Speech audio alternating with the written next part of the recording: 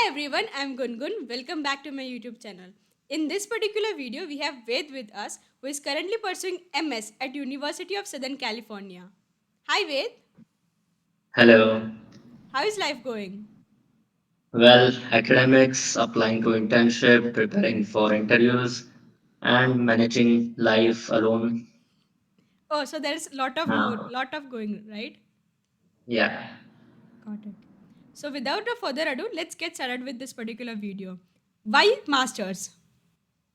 Well, during my undergrad, I developed projects and conducted research that combined artificial intelligence with software engineering to specialize in this fields further and to gain in-depth knowledge and experience. I choose to pursue a master's. Okay. Now, what was your first step? Well, the first step is to research and shortlist the programs that you want to apply to. So, what I did was to take the top 40 universities by the ranking. I used to go to their academics and admissions website for Hmm. their universities and research the various programs that they are offering. I would also research. I would also search for particular research labs or professors that I would like to work with. Hmm. That was another major thing that I did was to connect with seniors and alumni on LinkedIn and ask them more about the program to get a better picture. Hmm. So yeah, at the end I was able to finalize 10 programs. Okay. And with how many you started off? So I started with around 35, 40 universities. Yeah. Got it. What was your next step? So the next step is basically applying to this universities. The preparation consists of a lot of steps. Hmm. By priority, the first one is SOP. The second one is your LORs. The third one is your GPA. The fourth one being your profile, and then there is your academic documents. Yeah. Yeah. Okay. So let's start off with the first one, that is SOP. SOP stands for Statement of Purpose, and it basically outlines your background, how you got into this field, what's your motivation to contribute in this field to pursue a master's, why do you want to pursue a master's from this university, and how will you benefit from a master's. Yes. Okay. Got it. Mm. How do you structure SOP? Well, the standard format for SOP is like 1.5 to 2 pager document. It consists of like 4 to 5 paragraphs. The first paragraph is basically your motivation to enter this field. The next 2 to 3 paragraphs are your main content where you Hmm. describe your profile, your research experiences, your projects, your internship, even your work experiences to show the university what work you have done and how you will contribute further. The SOP ends with a couple of paragraphs describing why you want to join that university, like that particular program, how, what's the curriculum, and let's say if there are any research labs or professors you are interested to work with, you mention those things. Okay. Got it. Moving on to the next priority, that is LOR. So LOR are basically recommendation letters from your professors or manager from companies where you worked in the past. This they serve as a proof of credibility that whatever you are describing in your statement of purpose or while answering the various questions in the application, you are being honest, and it also provides you with this recognition that you worked, let's say, with a very renowned professor in the field, that kind of thing. Now moving on to the third priority, that is GPA. Yeah, so since masters is an again an academic program, right? So the universities will always look out for your GPA in your undergrad. So Hmm. it's better to have a record track of good grades throughout all the semesters. Maybe if you had a drop in one or two semester, that's fine. But yeah, strong academics show that you are well in academics and will do well in their master's program also. Hmm. Now, moving on to the fourth priority, that is research and work experience. Yeah, so these are basically to show what you have done in the field.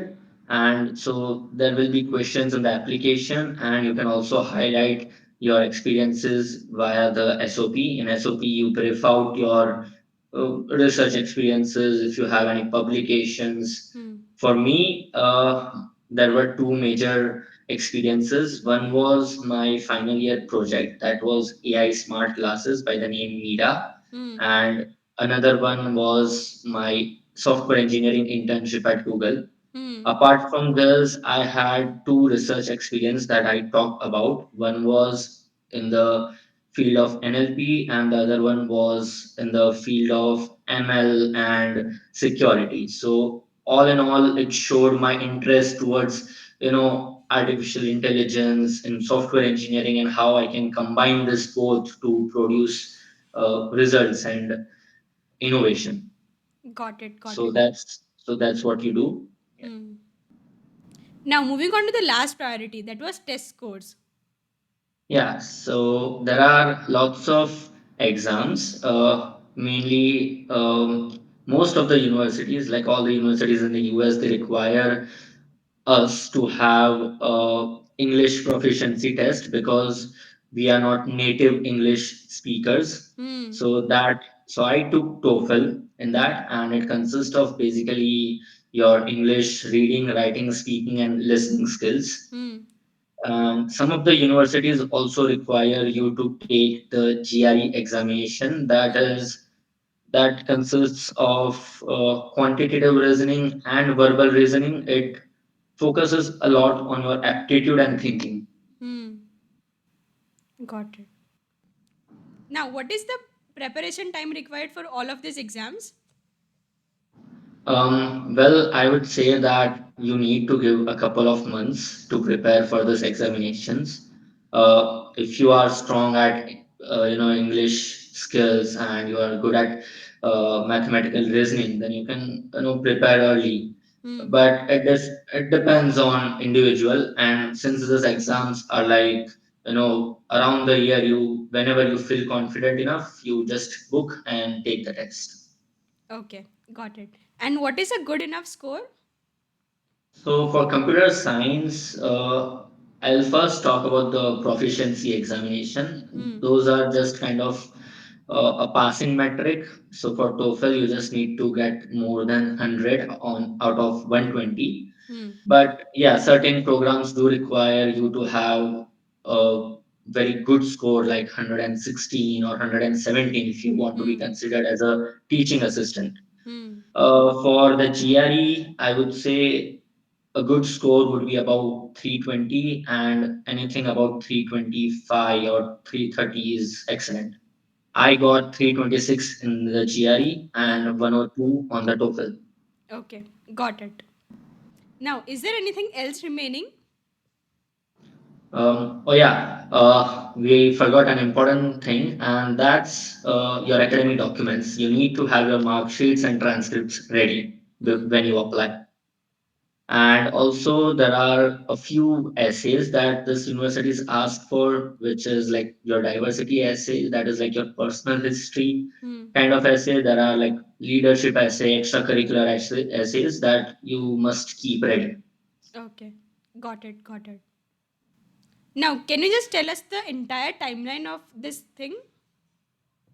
Yeah, so I started my applications around September, October. Hmm. I was done with the exams before this timeline. Hmm. And so I had enough time to prepare my SOP to get the LORs. Hmm. The deadline can start as early as November, and there are some deadlines that go up till mid January.